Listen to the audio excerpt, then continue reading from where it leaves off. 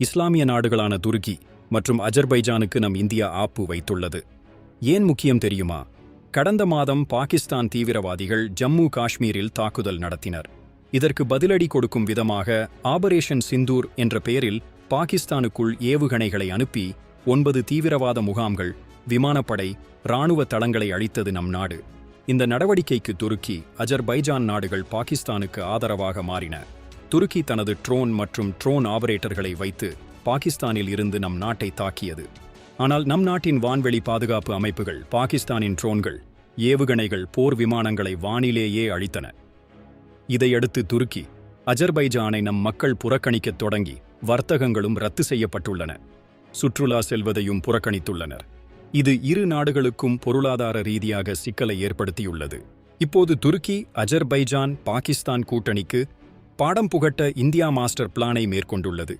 கிறிஸ்தவ நாடான அர்மேனியாவுக்கு ஆயுதங்களை அதிகம் அனுப்பத் தொடங்கியுள்ளது.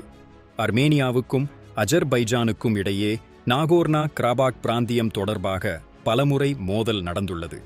அதில் அஜர்பைஜானுக்கு துருக்கி ஆதரவு தெரிவித்த நிலையில் தற்போது அர்மேனியாவுக்கு இந்தியா உதவுவதன் மூலம் ஒரே நேரத்தில் துருக்கி மற்றும் அஜர்பைஜானுக்கு செக் வைத்துள்ளது நம் இந்தியா.